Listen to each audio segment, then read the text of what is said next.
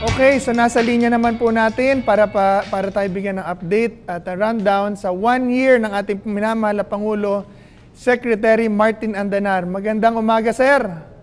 Ay, si Greco ba ito? Oh, si Greco po to, boss. Kamusta po? Sabi ko na sa boses pa lang, Greco na eh. Akala ko si, sir, sabi sa akin si Jules. Pero sabi ko, hindi, yung boses na yan. Yun yung senador ko si Greco. Thank you, boss. Ako, maraming salamat. Bossing, 1 taon na po tayo, boss, at ang ating mga katagapakinig ay nagtatanong ano ho ba mga highlights at saka mga gusto pang gawin na ating Pangulo in the next 5 years, sir? Oh, in the next 5 years? Yes, sir. Para sa akin kasi, Greco, since naging outstanding naman tayo sa war against hard drugs with more than 80 billion pesos na mga drug at 1.3 surrenders, yes, since nakalikom sa presidente ng more than 35 billion US dollars para sa mga investments in Pilipinas at iba pang mga foreign direct investments. At dahil na rin sa ipinakitang political will sa pamimigay ng mga lupain, ang Hacienda Luisita at marami pang mga hacienda sa buong Pilipinas. Ang nais siguro natin dapat pagtuunan ng pansin, Greco, yung birokrasya natin. Ito yung mga pinaglalaban mo noon sa kampanya, yung mabilis na aksyon ng birokrasya. Gusto rin ng presidente na 72 hours lang ang mag-release ng mga dokumento o pagbigay ng service sa taong bayan. Alam natin na it will not be overnight kasi we have 7,100 islands and we have the whole bureaucracy to really change yung kultura.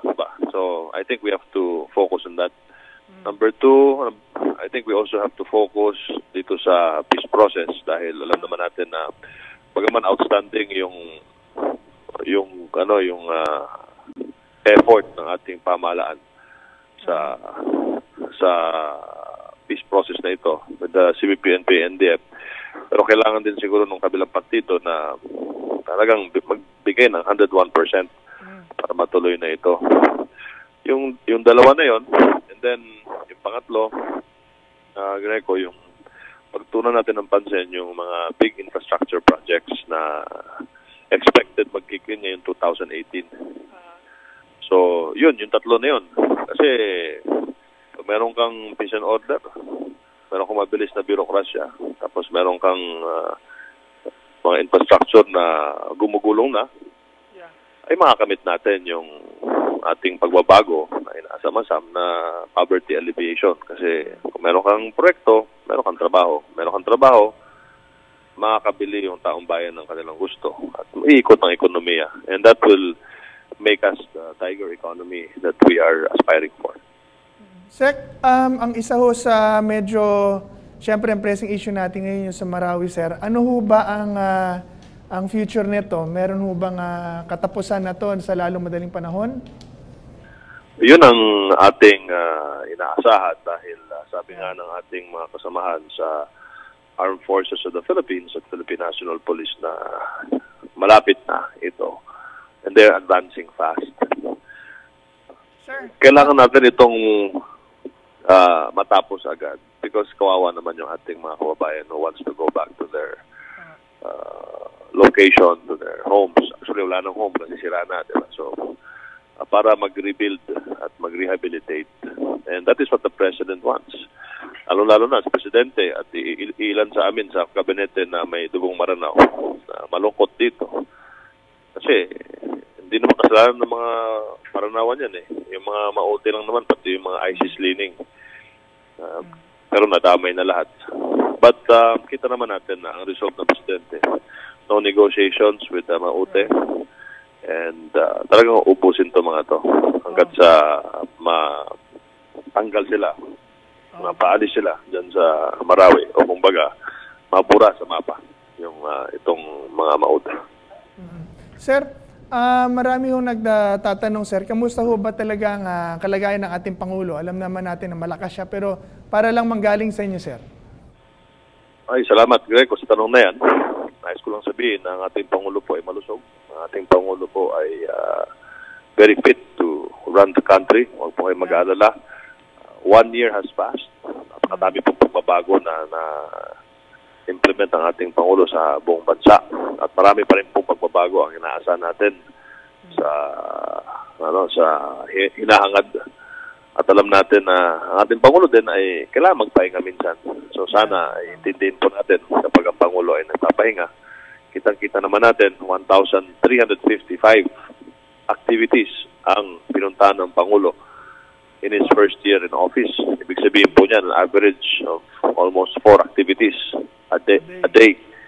Yung 116 na bakasyon sana ng isang pangkaraniwang Pilipino, 76 lang po ang ginamit ng Pangulo dun sa 116. At sa 76 na yun, marami pang mga private meeting na hindi natin alam kung sinong kausap niya. So sa makatuwid, nagtrabaho pa rin si Presidente. So we really see it's undeniable na our President is a workaholic at ginagawa ito lahat para sa ating bayan. So don't worry, the President is in the pink of health.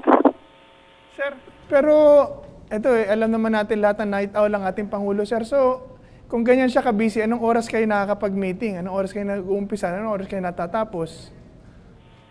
Ang buong gabinete naman ay structured in terms of clusters. At, ang PCO, halimbawa, ay miyembro ng halos lahat ng cluster. Okay. So, kami, nagmi-meeting kami, tatawagan kami. Technology helps us so much. Tapos, meron kaming cabinet meeting twice a month. So, doon kami nagkakamit unless talagang mahalaga yung aming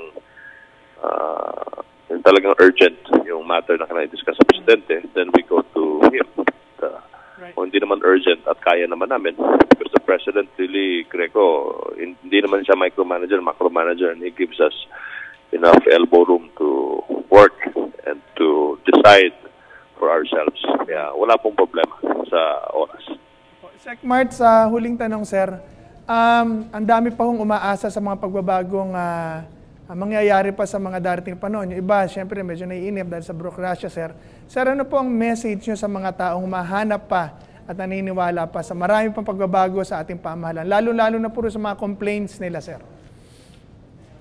Ay, alam mo, Greco, natural na yan, yung traffic natin, complaint talaga yan kasi napaka-bigat po ng problema na yan. Mabigat ang traffic ko, mabigat ang problema. Dahil nga sa hindi naman overnight yung pagpapaganda o pagkukumpuni, pagdadagdag ng kalye.